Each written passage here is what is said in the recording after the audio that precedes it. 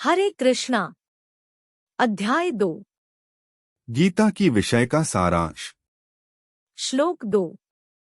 श्री भगवानुवाच कुतस्त्वा कश्मलमिदं विश्वे समुपस्थितम् अनार्यजुष्टमस्वर्ग्य कीर्तिक्रमर्जुन। अनुवाद। भगवान ने कहा, मेरे प्रिय अर्जुन, ये अशुद्धियां तुम्हारे ऊपर कैसे आ गईं? वे उस व्यक्ति के लिए बिल्कुल भी उपयुक्त नहीं हैं जो जीवन का मूल्य जानता है। वे उच्च लोकों की ओर नहीं बल्कि बदनामी की ओर ले जाते हैं। तात्पर्य। कृष्ण और भगवान एक समान हैं। इसलिए भगवान कृष्ण को संपूर्ण गीता में भगवान कहा गया है। भगवान परम सत्य हैं। परम सत्य को समझ के 3 चरणों में महसूस किया जाता है, अर्थात ब्रह्मा या निर्वैयक्तिक सर्वव्यापी आत्मा, परमात्मा या सभी जीवित संस्थाओं के हृदय के भीतर सर्वोच्च का स्थानीय पहलू, और भगवान या भगवान के सर्वोच्च व्यक्तित्व भगवान कृष्ण। श्रीमद् भागवत में परम सत्य की इस अवधारणा को इस प्रकार समझाया गया है। वदन्ति तत्तत्त्व विद्स्तत्त्व यस् ज्ञान अद्वयं ब्रह्मेति परमात्मेति भगवान इति शब्द्यते। श्रीमद् भागवत प्रथम स्कंद द्वितीय अध्याय 11वां श्लोक। पूर्ण सत्य के ज्ञाता को समझ के 3 चरणों में पूर्ण सत्य का एहसास होता है और वे सभी समान हैं। परम सत्य के ऐसे चरण ब्रह्मा, परमात्मा और भगवान के रूप में व्यक्त किए जाते हैं। इन 3 दिव्य पहलुओं को सूर्य के उदाहरण से समझाया जा सकता है, जिसके 3 अलग अलग पहलू भी हैं, अर्थात धूप, सूर्य की सतह और स्वयं सूर्य ग्रह। जो केवल धूप का अध्ययन करता है वह प्रारंभिक विद्यार्थी है। जो सूर्य की सतह को समझ लेता है वह और आगे बढ़ जाता है, और जो सूर्य ग्रह में प्रवेश कर सकता है वह सर्वोच्च है। सामान्य छात्र जो सूर्य के प्रकाश, इसकी सार्वभौमिक व्यापकता और इसकी अवैयक्तिक प्रकृति की चमकदार चमक को समझकर संतुष्ट हो जाते हैं, उनकी तुलना उन लोगों से की जा सकती है जो पूर्ण सत्य की केवल ब्रह्मा विशेषता का एहसास कर सकते हैं। जो छात्र और भी आगे बढ़ गया है वह सूर्य चक्र को जान सकता है, जिसकी तुलना परम सत्य की परमात्मा विशेषता के ज्ञान से की जाती है। इसलिए भक्त या पारलौकिकवादी, जिन्होंने परम सत्य की भगवान विशेषता को महसूस किया है, सर्वोच्च पारलौकिकवादी हैं। हालांकि सभी छात्र जो परम सत्य के अध्ययन में लगे हुए हैं, वे एक ही विषय में लगे हुए हैं। धूप, सूर्य डिस्क और सूर्य ग्रह के आंतरिक मामलों को एक दूसरे से अलग नहीं किया जा सकता है, और फिर भी 3 अलग अलग चरणों के छात्र एक ही श्रेणी में नहीं हैं। संस्कृत शब्द भगवान की व्याख्या व्यासदेव के पिता, महान अधिकारी पराशर मुनि द्वारा की गई है। वह सर्वोच्च व्यक्तित्व जिसके पास सारी संपत्ति, सारी ताकत, सारी प्रसिद्धि, सारा सौंदर्य, सारा ज्ञान और सारा त्याग है, भगवान कहलाता है।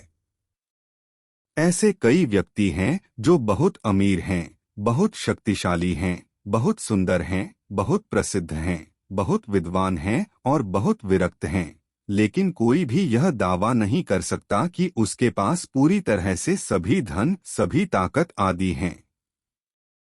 केवल कृष्ण ही यह दावा कर सकते हैं क्योंकि वह भगवान हैं। ब्रह्मा, भगवान शिव या नारायण सहित कोई भी जीवित इकाई कृष्ण के समान पूर्ण ऐश्वर्य धारण नहीं कर सकती। इसलिए ब्रह्म संहिता में इसका निष्कर्ष निकाला गया है। भगवान ब्रह्मा ने स्वयं कहा था कि भगवान कृष्ण पूर्ण पुरुषोत्तम हैं। कोई भी उसके बराबर या उससे ऊपर नहीं है। वह आदि भगवान या भगवान हैं, जिन्हें गोविंदा के नाम से जाना जाता है, और वह सभी कारणों का सर्वोच्च कारण है। ईश्वरः परमः कृष्णः सच्चिदानंद विग्रह अनादिर आदि गोविंदः सर्वकारण करणम। ऐसे कई व्यक्तित्व हैं जिनमें भगवान के गुण हैं, लेकिन कृष्ण सर्वोच्च हैं क्योंकि कोई भी उनसे श्रेष्ठ नहीं हो सकता। वह सर्वोच्च व्यक्ति हैं और उनका शरीर शाश्वत ज्ञान और आनंद से भरा हुआ है। वह आदि भगवान गोविंद हैं और सभी कारणों के कारण हैं। ब्रह्म संहिता 5.1। भागवत में भी भगवान के कई अवतारों की सूची है, लेकिन कृष्ण को भगवान के मूल व्यक्तित्व के रूप में वर्णित किया गया है, जिनसे कई अवतार और भगवान के व्यक्तित्व का विस्तार होता है। एते चांसकालः पुंसः कृष्णस्तु भगवान स्वयं इंद्रव्याकुलम लोकम मृद्यन्ति युगे युगे। यहाँ प्रस्तुत भगवान के अवतारों की सभी सूचियां या तो पूर्ण विस्तार हैं या सर्वोच्च भगवान के पूर्ण विस्तार के हिस्से हैं, लेकिन कृष्ण स्वयं भगवान के सर्वोच्च व्यक्तित्व हैं। भागवतम प्रथम स्कंद 3 अध्याय 28वां श्लोक। इसलिए कृष्ण मूल परम भगवान, परम सत्य, परमात्मा और निर्विशेष ब्रह्मा दोनों के स्रोत हैं।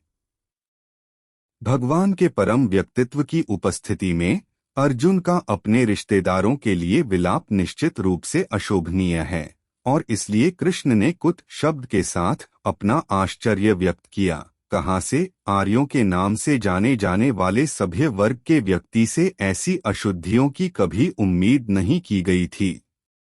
आर्य शब्द यह उन व्यक्तियों पर लागू होता है जो जीवन का मूल्य जानते हैं और आध्यात्मिक अनुभूति पर आधारित सभ्यता रखते हैं। जो व्यक्ति जीवन की भौतिक अवधारणा से प्रेरित होते हैं, वे नहीं जानते कि जीवन का उद्देश्य परम सत्य, विष्णु या भगवान की प्राप्ति है, और वे भौतिक संसार की बाहरी विशेषताओं से मोहित हो जाते हैं, और इसलिए वे नहीं जानते कि क्या है मुक्ति है।